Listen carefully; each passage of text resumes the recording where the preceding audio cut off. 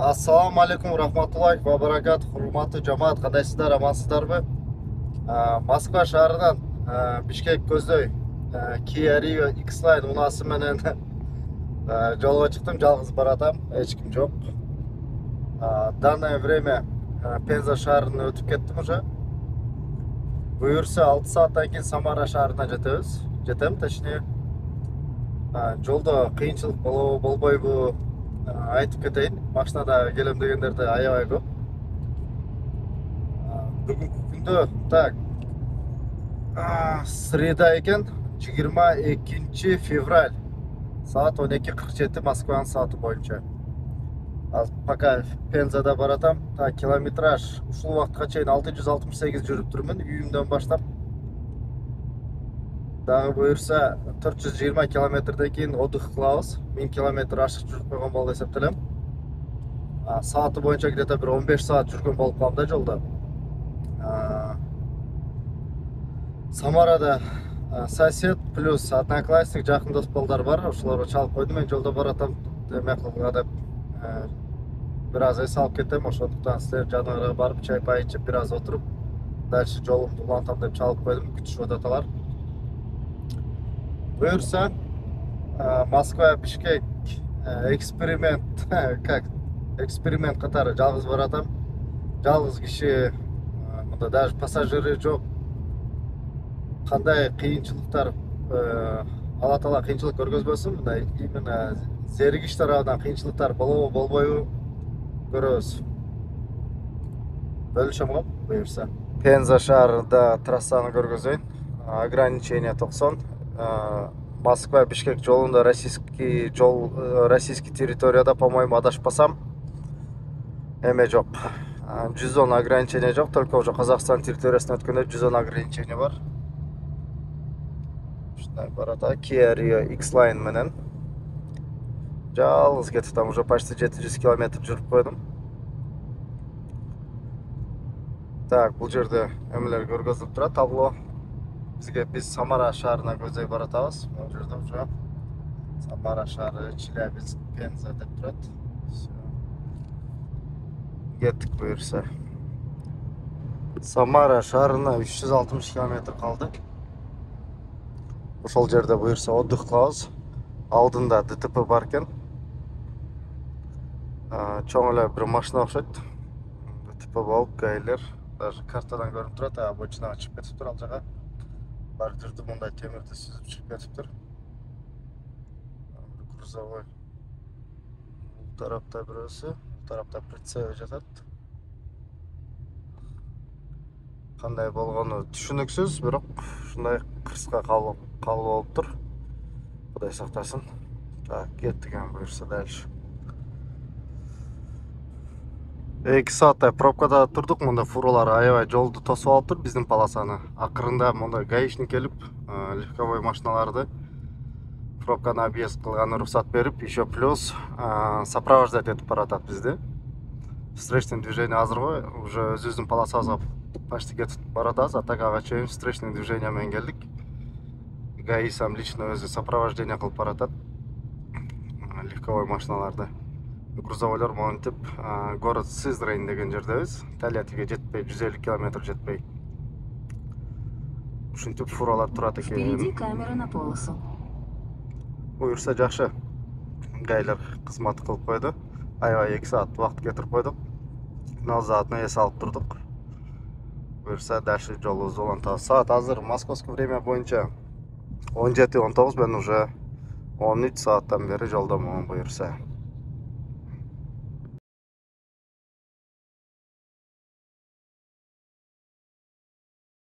Аябай эле көп километрде мондай пробкалар турат, 2 катар болуп, кээ бир жерлерде 1 катардан болуп. Бирок бизди жакшы ГАИ алып баратат. Болбосо билбейм да, сутка, 2 сутка, 3 сутка турмакпыз болбосо. ГАИ алып баратат. Эме метель аябай болуп атат, шамалдын артынан, карлар бар шамалдын артынан. А так жаан-чачын жок. Азыр башыны көрөбүз эмне болгонун. Скорее всего, бир какой-то фура туруп калса керек. Ошондуктан фуралар жылбай турат. Азыр көрөбүз буюрса. Пробка бүткөн жерге чейин алып келип койду. Светофордон азыр кызыл күйсө сразу кете берсе керек, бирок пробканын узундугу примерно плюс-минус канча десем бир 15-20 километрдей бар экен. Агайын артан биринчи болуп калдым. Бирок эмне болгону белгисиз. Эч кандай ДТП жок. Скорее всего, просто фураларды өткөзбөй атыптыр. Скорее всего, потому что эч кандай ДТП жок. Светофор күйсө кеттик, ошону пробкада бүтүп калды. Буюрса. Гай кызматкерлерине чоң рахмат. Ушинтип кызмат өткөндөрүнө. Достор, Тольятти шаарына келип калдым. Так, саат 18:11 московский саат боюнча. Погодный условия аябай начар. Шамал аябай катуу болуп атат. Кар, жолдор мындай, муз. Бираз гололед бар. Так, саат канча болду? 16 сааттан бери, так 15 сааттан бери ойгомун. 14 сааттан бери за рулем. Да, буюрса азыр 1,5 саат жүрсөм Самарага жетем. Эч Самарага жетпей эле койдум. Самарадагы дос балдар күтүп калышты. Буюрса Самарага барып эс алып, уже жер жарганда дал шайдасак караңгыда өтө эле кыйын болуп атат. Метель болсо машинаны да кыймылдатып салып атат. Бираз эс алып кетет окшойбуз. Бир кудай сактады жигиттер. Мындай машина ойноп аябай серьезно эле ойноп кетти. Бул жерде пробкада башталды. Алдында гай жолду тосуп турат. Пробка деле эмес, мына эми башталды. Мен обочина менен айдап салып турмун, аларга шерик болуп ойлогом, бул жер жол жабык окшойт. Мында объезд кылабыз десем, көрсө узун болуп жабык экен. Алдында гай турат. Мондай жол негизи таза, бирок тайгалакта. Мондай жолдун чети мындай камок болуп калыптыр. Ошо бир дөңгөлөгү менен оң тарап менен чыгып кеттим эле. Машина кайра мындай болуп түзөлүп алганга чейин аябай машина ойноп, мындай болуп стрессli машиналарда чочулап кетти, бирок кудайга шүгүр бат эле оңдоп алдым. Алдында бир серьезно эле бирдемке болгон окшойт. Аларда стрессliдагы машиналарда келип токтоп атат. Эмне себептен экен билбейм, бирок мынакей буюрса жылдык. Акырындан эмне болду экен? Көрөбүз да эмне болгон. Тольятти шаарына кирген жер, мосттон өттүм. Уже буюрса Тольятти шаарынын центрине келип калабыз азыр. Кудай буюрса, эсен аман Самара шаарына келдим, уже кирип атам. Саат 19:41, саат 4-тө Внуково аэропорттон жолго чыккам, 1200 километр жол жүрдүм. Эс албай, уктабай дегендей. Так, ошондо 12 болсо 4 8 16 саат жол жүрүппүн, ошондо. Так, саат 4-тө чыккан болсом, түштөн кийинки 4-тө 12 саат. 4-тө бул жака чейин саат 8 болсо да 16 саат жол жүрүппүн. 16 саатта 1200 километр жол жүрүп турмун. 1 саат пробка кетип калды. Плюс-минус. Ушинтип жол жүрүп бартабыз. Давление шинамда күйүп калды. Азыр буюрса Самара шаарына кирип, банкоматтан акча чечип, давление шина текшерип, тамактанып, эс алып, анан кайра жолго чыгабыз, кудай кааласа. Границада кандай кыйынчылыктар болот, кандай текшерүүлөр болот, тоже тартам. Тартпасам да маалымат берем буюрса. Буюрса Самара шаарынан эс алып чыктым. 6 саат эс алдым. Данный время саат 6:00. 23 февраль. Московский время боюнча 6:00 болду. Самарадан чыгып баратам. Дальше жолдор бираз опасныйраак, бирок мында чыдаса болот, жакшы эле. Так.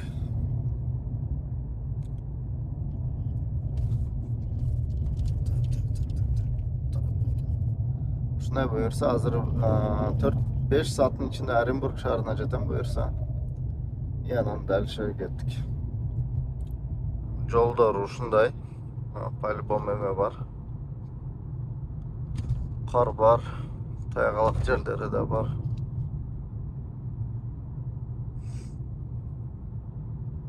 Жолда айткан эки кыргыз степти көрүп калдым. Бирөөсү могул, бирөөсү артымда турат. Азыр түшүп бир пассажир сураймын, мага шерик болуп кеткиле деп.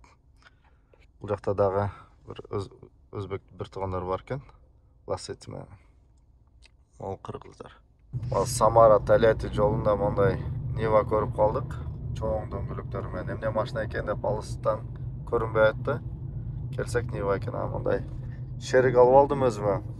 Кайсыдан? Самарадан. Бул жигиттерди мен эмеде көрдүм эле жолдочу. Укташып аткан экен, ойготподум эле. Самарага келип, Самарадан көрүп калып алып алдым. Ушундай каттуу борон болуп атат. Эме туман эмес, шамал каттуу болгондон карлар учуп почти эчтеке көрүнбөй атат. Бул уже Оренбургтан Соль-Илецкийдин таможнясына бараткан жер. Орустардын территориясынан 2-3 мүнөттүн эле ичинде өтүп кеттик. Азыр Казакстанда очередте турабыз. Ушул эле машина бар очередте.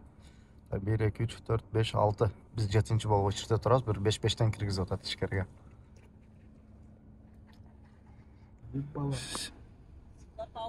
Жок, сим карта алып элекпиз. Мол заправкада бар экен го.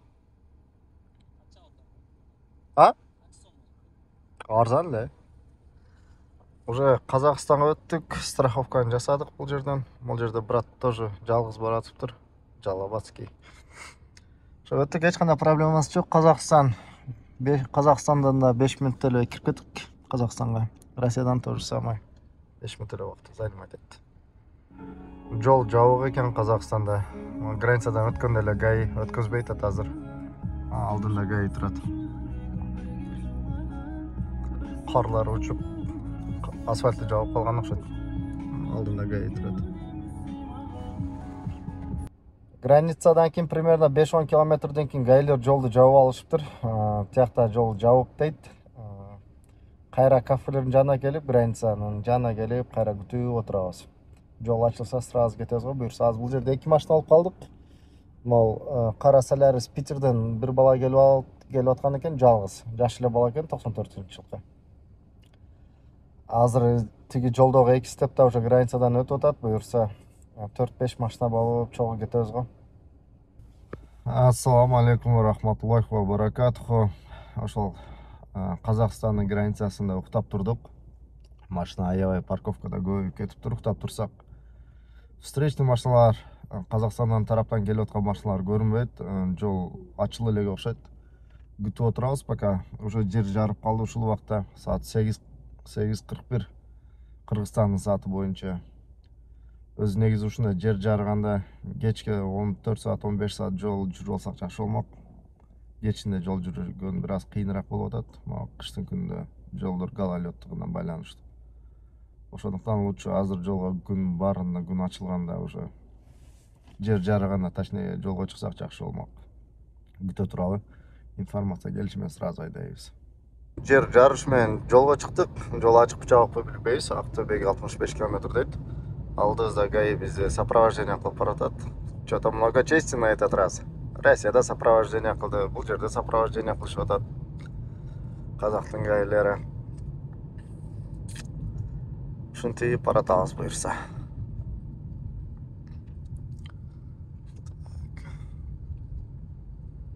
Так, Бишкекке чейин 2050 км көргөзүп атат данное время.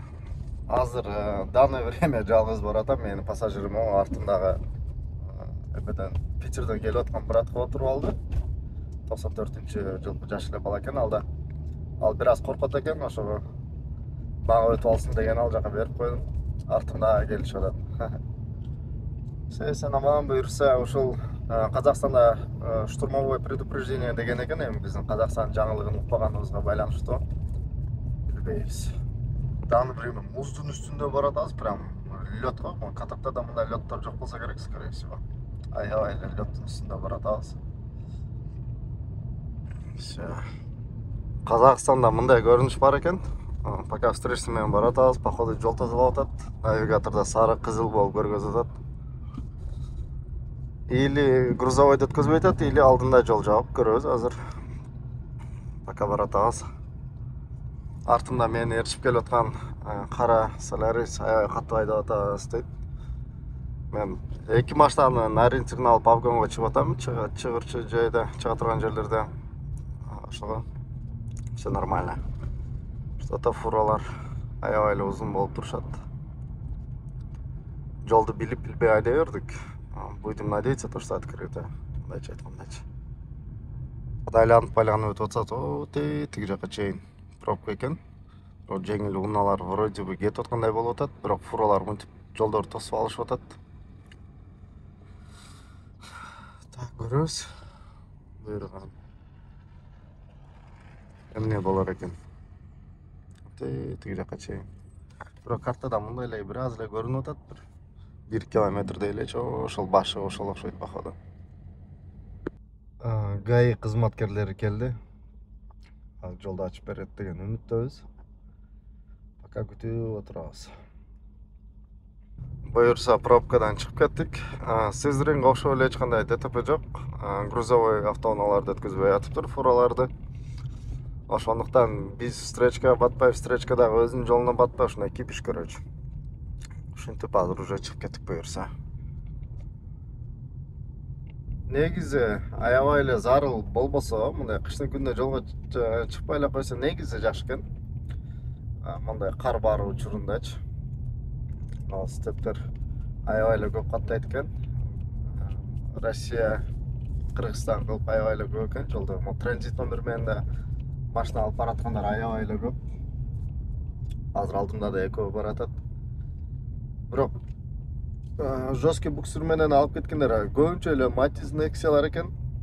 Жигули ошол эле автоунааларды жесткий буксир менен алып кетишет экен. Эч мындай серьезныйраак, чоңураак машина көрбөдүм. Жесткий буксир менен только Matiz, Nexia и Жигули. Ошондой достор. Азыр биз эсе кайра жолубузду улантабыз. Кыргызстандын Бишкектин сааты боюнча 12:25. Nexia'нын мотору кандай экенин билбедим го. Ал алдымда бараткан Nexia эки машинаны жесткий буксир менен алып баратыптыр. Ал фурага эле жүктөптүр КамАЗга. Алдымдагы Nexia Оканы алып баратат. И алдындагы машинасы белгисиз, тоже мындай Honda Stream сыяктуу бир машина окшойт. Бир Nexia эки машинаны жесткий буксир кылып алып кетет. Дух вагон экен. Ошо вагон и тележкалар менен дегенде эле сөз ушул братка тиешелүү Matiz алып баратыптыр. Matiz үстүнө бирдемеге жүктөп койгондон сыртынан башкача көрүнүп атат. Атак Matiz менен Оканы Nexia сүйрөп баратат. Молодец. Ай, ушундай борон болуп атат. Примерно 50 метр нары көрүнбөй. Баратабыз, мондайлар обгонго чыгып атат, жан жегендер. Встречный деле 50 метрден баштап көрүнө баштайт да, ошондуктан лучше просто туман болсо да башка жөн, бул жерде кар учуп атпайбы, тип Казакстан чөлдөрүнөн. 20-30 ашып барса 40 менен баратабыз. Жолдор аябай эле муз, слишком муз жолдор. Еще неровный. Өтө кыйналып кетип атабыз. Узун болуп, тезилип алып. Артымда да машина көп, алдымда да көп. Жолдор Ноокаттын жолунан да начарраак. Плюс гололед, борон. Вот такие дела, друзья. Тыйын шаарда эле иштеп жүргөнгө жетпейт го, мынтип талаалап жүргөндөн көрө. Бул жака машина түшүп кетиптир, полиция келип жардам берип атат, скорее всего. Өзбекстандын Равон машиналары экен. Этият болуңуздар жолдо. Жакшы, обрыв мындай деле чоң эмес, бирок түшүп кетиптир, ошондой болсо да. Все, биз баратабыз, пока баары жайында. Жакшы баары. Жанакы границадан уже 500 километр жүрдүк.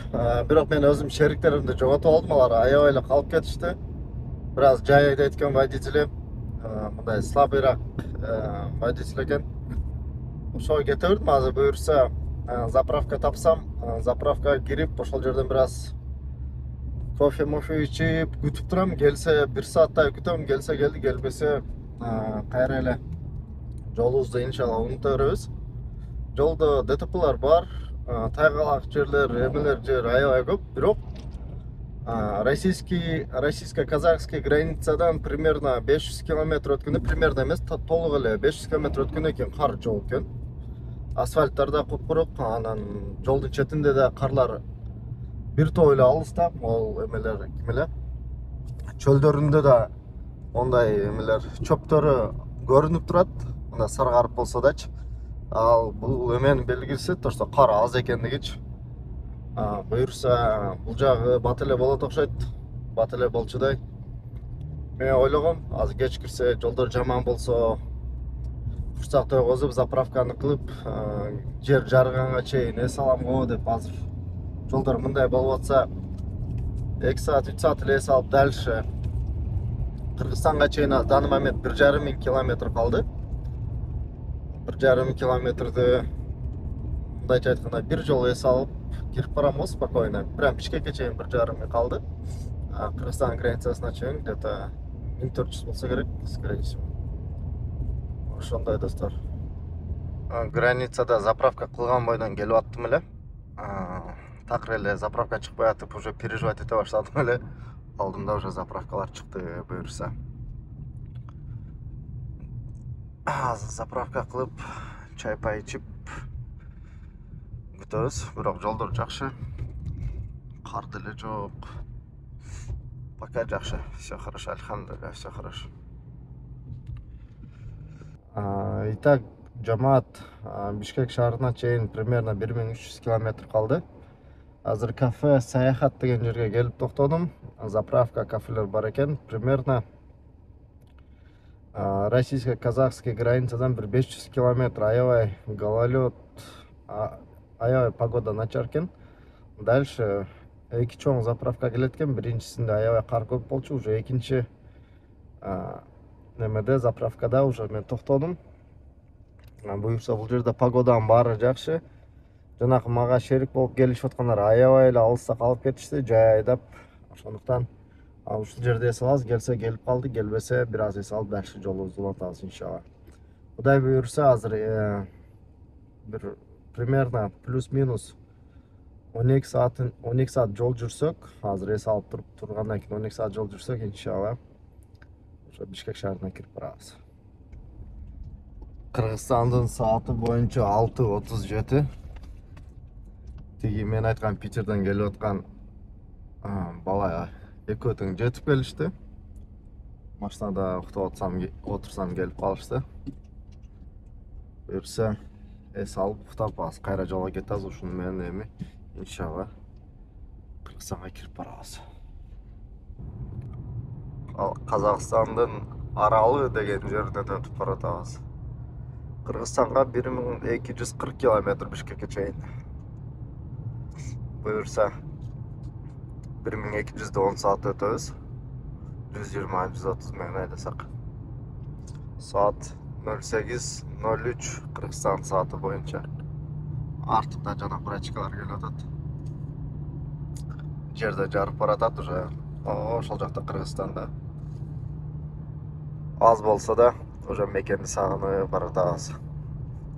Бирок Казакстандын чөлүндө былтыр жайында ак Kia Rio'ну алып барган кезимде Казакстанда жүрүп баратканым сезилди эле. Азыр эме жок, ощущение жок. Что Казакстанда баратканым как будто так и должно быть дегендей эле ощущение менен баратам. Сүрдөмө жок, башка эме жок, коркунуч жок дегендей.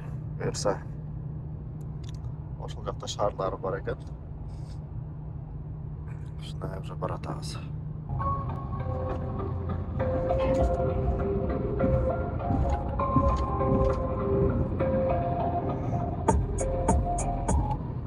Байконур деген жер экен. Космоска ушул тараптан учушкан экен да биринчи. Получается, Советский Союз убагында. Күн уже нормально эле көтөрүлүп калды. Артымда келишип атат. Эң көп скорость 170-ке чейин чыктык. В данное время почти 120. Hiç qanday problema жоқ. Менттер тарабынан да, башка тарабынан да буюрса жакшы баары. Она королева на танцпол, танцпол. Ее бюст как удав, кипишон пола. Никаких чувств, за никакие дала. Не неси чушь, на всяких видала. Все эти прелести, парфюмы, драгоценности. Это не сочувствуем, такие мелочи. Рядом белочки, покупки, что ей нести.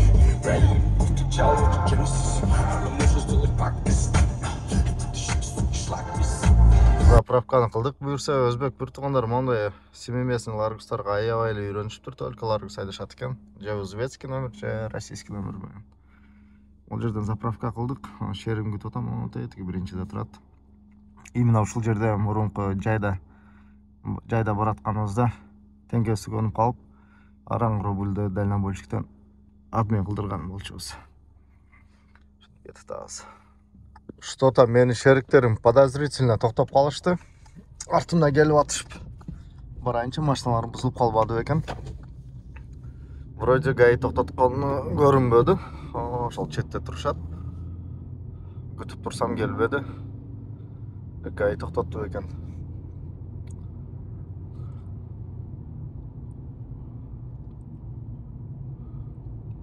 Гаи токтотуптур да. Все түшүнүктүү. Гаи токтотуптур, артында сиренасы көрүнүп турат. Гаи токтоткондугу. Все, кеттик анда. Бир аз арак барып күтүп турабыз. Гаи кармап тураларды биринчи жолу. Ушул сапарыбызда күтөбүз анда. Келип калышын. Тияка барып бир жерден аз токтоп турабыз. Кызыл Ордага келип калыптырбыз. Кызыл Орда. Азыр эми заправкага кирип, тиги брачкаларды күтүп турабыз. Бул жерде гаи алып кирип камап коюп, жастанка алып барып койбойт го. Акча эле алат. 500 теңге, 1000 теңге алат алса. Ошондой болсо да күтө туралы келишин. Так бир аз коркобураак болой эле. Именно ошону кармадым азыр. Так, күтөбүз. Мына жерден мындай кылып, жолду карап күтүп турабыз эми. Жактан келиш керек да. Сурайбыз канча теңге алганын. Как раз сиздерге да маалымат болот.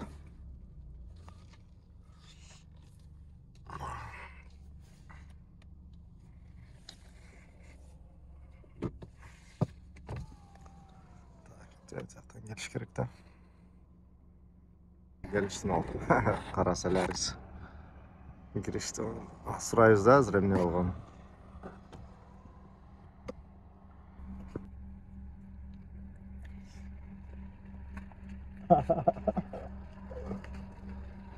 Ментар не дейт? Канчага? Не 10 миң бердиң? 1000 теңге эле бербейсиңби? Не себептен? Жөн эле. Sen 120 мен келип алып. Афганга чыгып, 180де келип аттың эле артымдан.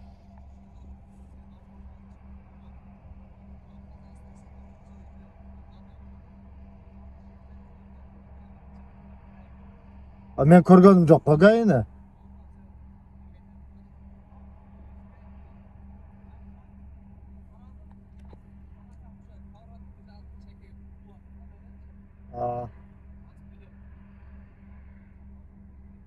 Өзү sen скорость нарушать этпей эле келип атат элең. Не нарушать этип келдим? Жанагы бир машина келип атып бизге маргайт этти го. Көрдүңбү ошону? Бир Mercedes бекен же Nissanбы мындайраак бир машина маргайт этип өтүп кетти го бизге. Гаи келип атат деп. Көрбөй калдыңарбы? Мен силер бузулуп калган окшойт деп кайтып барсам, көрүнбөдүңөр да узактанчы. Кайтып барсам уже гаи көрүнө эле, кайра бурулуп келе бердим да. Көрдүңөрбү мени? Алыс болуп калып көрүнбөдүңөр да. Бузулдуңарбы же гаи токтотуп көрүнбөдү да. Жакыныраак барсам анан көрүндү. Ладно, айдадык анда.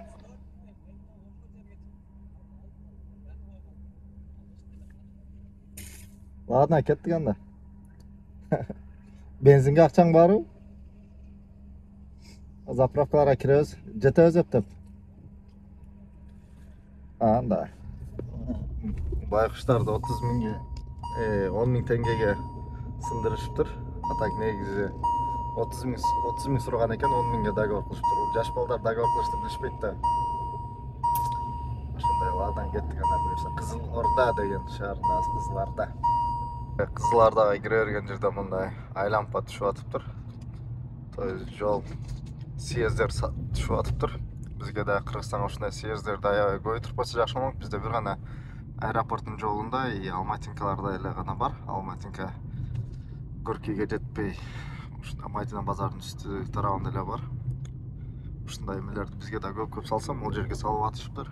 Еще плюс вот эти тоже жаңы окшойт. Ошол жака да салып туруп ушундай круговой движенияларды салыш керек да, бизге да то, чтобы сол тарапка сразу кайрылып кирип кетпей, да жогоруга чыгып туруп ушундай кылып развороттор жасаш керек да негизи бизде да. Мисалы могул жол чисто разворотко экен, чтобы могул жерден артка кайтпаш үчүн могул жактан чыгат экенсиңер дагы. Мындан жогоруга чыгып байланып, анан бул жактан түшөт экенсиңер. Ушундайлар салыш керек да, бизде да Сокуловдун жолунда сразу сол тарапка кирип кетет го. Сол тарапка кирип чыгып атыптыр, ДТП аябай көп болот, жесткий ДТПлар болот. Бизге да ушундай либо астынан, жердин астынан, либо жердин үстүнөн ушундайлар салып бериш керек мамлекетчи бизге да.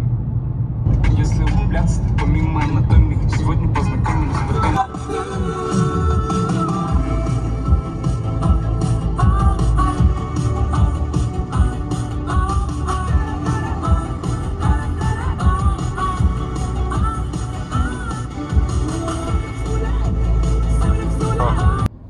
Брачкаларды алдыма салып алдым. Ата артымда жүрсө калып кетет экен, алдыма салып алып кууп баратам. Калып кетпегиле деп. Ошентсе да калып кетишет. Жигиттер жаман жай айдайт экен. Түркистанга кирейин деген жерде 20 мүнөт күтүп отурдум. Секинде айдадым, атайын. Көрүнөт экен. Ошол артыма келишет. Аябай эле жай айдайт экен, күтүп кетип атам.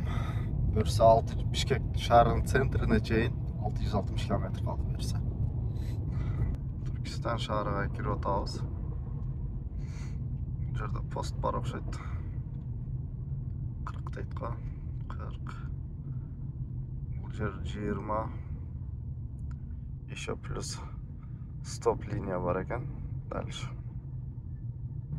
Кудай буйрса, Түркистан шаарына кирип атабыз. Могу уже шаар башталышын белгиси. Дальше уже 60-та жүрөбүз. 110-да келип атып, уже все 60-ка түштү булда. Грузовойлор шаардын сыртында турушат экен. Биз эсе шаарга кирип атабыз буюрса. Азыр Түркистандын ичинде тамак кылабыз и эметебиз. Мойка жасайбыз, сама мойкага кирип эле бирден душ кылып, анан буюрса дальше жолубузду улантабыз.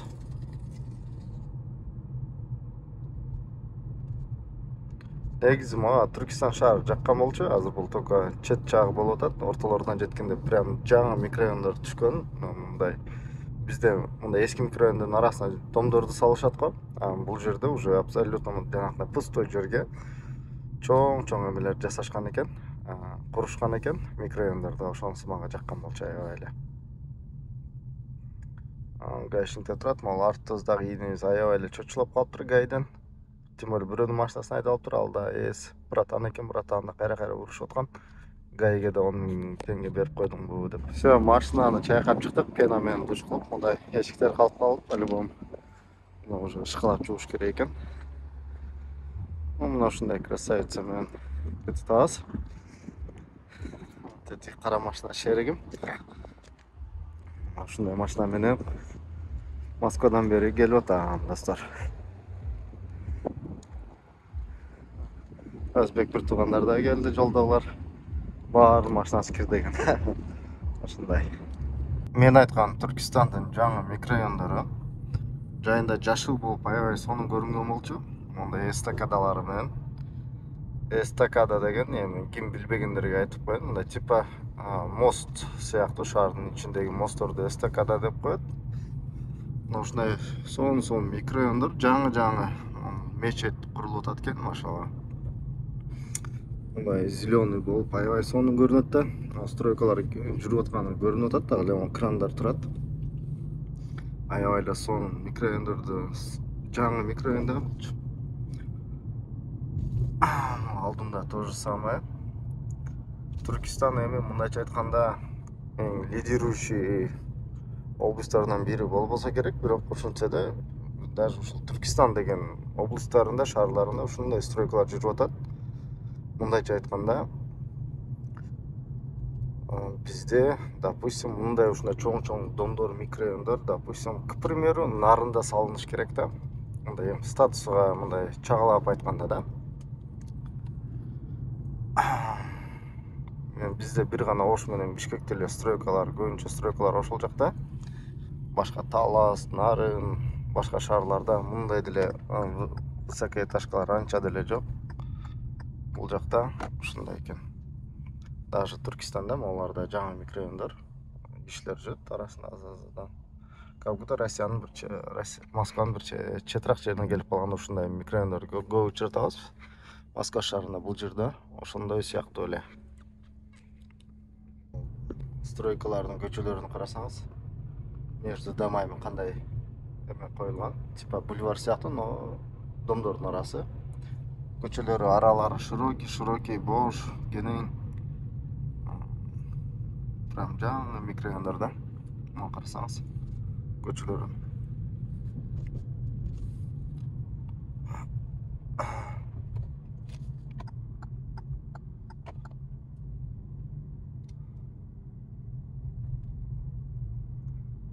Тетиги заправкага киребиз. Заправка кылып алалы. Дальше жолду улантабыз буюрса. Бензиндин баасын айтпадым, могу жактарга дагы жаңы микрорайондор түшүп атыптыр. Бензиндин баасы 92си 172 теңге экен. Газы 60 теңге. 92си 172 теңге экен. Вот жакта да микрорайондор аябай узун болуп түшүп атат экен. Ушундай. Акча жагынан примерно мен өзүмө эми мен кеден иштетип келип атам. 40 сага жетип барча буюрса рубль менен 15.000 сомдой эле 15.000 рубльдей эле кетет экен, бирок андан ага чейин деле кетпеши мүмкүн, негизи бир аз экономдосо. Казакстан территориясына 6100 рубль менен өткөм, ошону теңгеге которгондо примерно 34.000 болду. Тиги жигиттерге да сууп алып берип, тамагына төлөп, кээ бир моменттарда ушундай болуп атып. Акчабыз дагы 5000 теңге калды азыр. Границага чейин барып, бензинди максимально түгөнтүп, 40 заправкадан заправка кылып дальше кетебиз. Казактардан бензин кыйып алып, ошол 5000 теңгеге. Как раз почти полный бак болуп калды. Шымкенттеги мондай спусктар негедир мен үчүн аябай кооз көрүндү. Башкача көрүнгөндүктөн видео тартып алайын деп чечтим. Келип атып туруп эле бул тарапка спуск болот экен. Жалал-Абадтын перевалына окшош экен, просто Жалал-Абадта мындай ограждениялар жок и жолу начар. Так аябай окшош экен, ош тараптан келатканда ушу тип спускка түшүп атканыңда тете тоже Жалал-Абад көрүнө баштайт. Ошого окшоп кетет экен бул жерде. Өзүмө болгон карталар үчүн мен Барсбектин уумун кылып айткан уудум, кыргыздар уруун күнүмдү тоспой болудум. Десең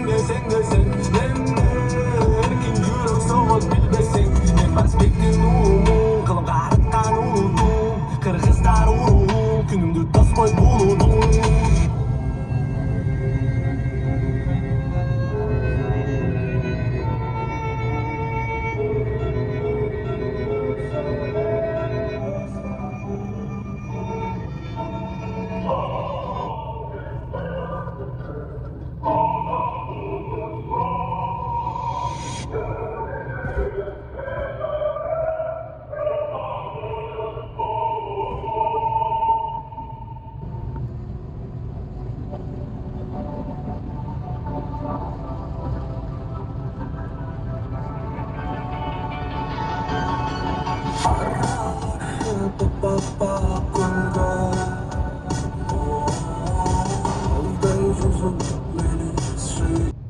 Уже шам убактысы болуп калды. Таразды көздөй баратабыз. Тараз каласына тоже аз эле калды. Бишкектин центрине чейин буюрса 350 километр калды. Кыргызстандын территориясына 280 километр калды приблизительно. Буюрса ровно 100 менен кеткен учурубузда да 3 сааттын ичинде уже Кыргызстанда болуп калабыз. А так андан да эртерээк болуп калышы мүмкүн. Биз скорость превышать этабыз, ачыгын айтканда. Башка айласы жок, уже сабыр түгөнүп баратат. Ошондуктан колдон келишинче тезирээк жеткен аракет кылып атабыз. Кыргызстанга жакындашкан сайын кайра кыш башталып калды го. Жолдор кар плюс туман. Негедир аварийкаларын киргизип баратышат. Типа туман көрүнбөй атабыз деп атышат окшойт. Так, негизи мындай деле густой эмес, алыс жерден эле көрүнүп атат. Мисалы, тиги бир 2 километр алыстан келип аткандар көрүнүп атат. Булар эмес, тетиги артындагылар. Для безопасности ушинтип алышкан окшойт. Так, Россия Кыргызстан жолунда итог эмне кылабыз? Чыгып атканда, если дальний жолго мындай сабырдуу болсоңуздар, чыксаңыздар болот. Мисалы, жалгыз айдоочу болуп, именно как водитель жалгыз чыксаңыздар болот. Анын эч кыйынчылыгы жок экен. Машинанын дөңгөлөктөрүн обязательно жаш каратып алыңыздар. Суу ысып кетпей турган, май жеп кое турган проблемаларды көрдүм. Жолдо бир өзбектөр кол тосуп аткан экен. Токтотсо май жок беле, мотору май калбай калыптыр дейт. Ошондой машинаңыздар май жей турган болсо, запас май алыңыздар. Запасной дөңгөлөк алыңыздар. Компрессор жел дегенди Казакстан чөлүндө почти вулканизация деле көрбөдүм. Мындай вулканизация деген теманчы. Менде жаш компрессорум, домкратым бар болчу, бирок запасной дөңгөлөгүм жок болчу менин. Трос, прикуритель бардык жогум бар эле. Ошол бир гана менин запаскам эле жок болчу. А так в основном бар болчу менде. Өзүм дальний жолдорго мындай чыдамкай болгонумдуктан көп дальний жолдорго көп чыккан себебинен мен эч кыйналганым жок. Кайра артымдан бирөөдү ээрчитип алып, аларды күтүп жүрүп көп убакыт өткөзүп алдым. Буюрса азыр дагы 250 километрден кийин уже Кыргызстанга жетебиз. Азыр Таразга 30 километр калды. Такыр кыйналганым жок. Самарада ночь уктадым. Казакстан границасына погодага байланыштуу ночь уктадым и Казакстан чөлүндө бир жолу уктадым. Получается 3 жолу түнөдүм жолдо Москвадан Бишкекке чейин. Ошону расчетун алып жолго чыксаңыздар боло берет. Жолдо эч кандай проблемасы жок. Казактар осмотр машинадан аябай көп кылат. Ошондуктан бир 200 рубль бардачокко салып койсоңуздар, машинаңызды осмотр кылбай эле бат эле өткөзүп салат. Мисалы, 200 рубль салып койдум эле болду. Кудайга шүгүр, ГАИ токтоткон жок. Напарниктерди, шериктерди токтотту, 10 000 тенге берип коюшту. 10 000 тенгесин алдыртып койду. Алдында погода бир аз ужасныйраак окшойт. Таразда акыркы жол заправка кылалы деп чечтик. Могул жерге мындай типа пальма кылып салышыптыр, зеленый эмемен, цветмен. Так, только кафе. Бирок ушул Россиянын территориясынан Казакстанга киргенден баштап эң жакшы эле жол ушул эме окшойт, Тараздыкка окшойт. Так, бул жерде бензин заправка менин көзүмө көрүнбөдү. Кеттик кайдагы жок экен.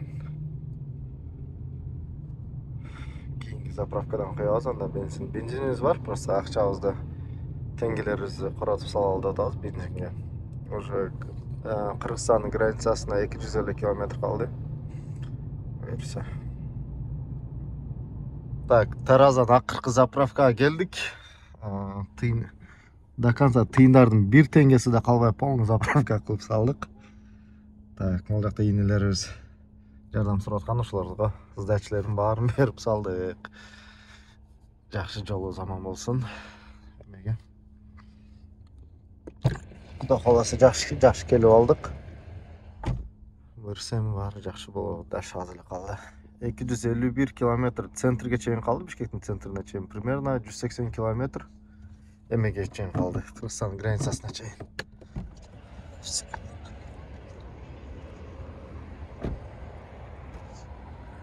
Жо, болот. Мен алдымда айдагылачы бир аз, а? Bismillah. Так, все, кеттик буюрса.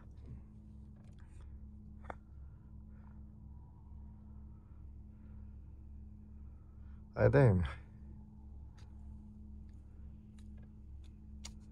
Все, айда. Кеттик. Буюрса 2 сааттын ичинде Кыргызстанда болобуз. Мерке деген шаардын ичине уже кирдик. Шаарбы, жайылбы бул? Ошол Меркенин ичинде баратам. Азыр уже Кара-Балтада круговойго, Сосновский поворот деген жерге уже 60 км калды. Бул Мерке шаар окшойт, мындай эле. Алга Казакстан дейт го. Алга Казакстан деп жазып койсо, Казакстан алга болот окшойт бакада. Так, мындай ушундай центр окшойт шаарынын. Мен мурункусунда уже бул жерлерде уктап кеткем. Көзүм ачсам уже границада болчумун. Ошо эсте албайт эткем. Эсте албайтам анча. Буюрса жетип калдык, уже сүйлөгөн күч жок. Меркеде шаардын ичинде аябай машина көп экен. Бул границага жакын болгонун себебинен болсо керек. Границадан өтүп ушул жерде эс алып аткандар или башка эмелер менен аябай эле киши көп, машина көп. Шаардын ичинде кечки саат 10 почти. Ушундай, Кудай буюрса, эсен аман жетип келип алды. Кыргызстанга азыр да бир аз калды. Bir 10-15 kilometreden keyin граница уже буюрса. Мынакей границага келдик. Оң тарапта фуралар примерно 20 чакты бар экен. Сол тарап для легковой машины. Ошондуктан пока очередте турабыз. Примерно границага чейин бир 7-8 машина бар окшойт, жеңил машина. Бат эле бүтүп кетет буюрса. Тетиги Матиздин эмелерге чейин текшерип атат. Краскасыны. Толщина мерменин да текшеришип атат. Бул жакта ошо биздики. Алхамдулилла, өттүк. Кыргыздар аябай өзүбүздүкү жакшы да. Бат эле эчтекени деле текшербей эле өткөзүп берди. Казактар деле бир 2 мүнөт эле текшерди, бирок башка унааларды аябай катуу текшерип, мен чогуу келгенде текшерип, кайра обратно башка жака алып кетти текшергени. Белгисиз болуп калды. Мени бат эле кой берди, Кудай кааласа.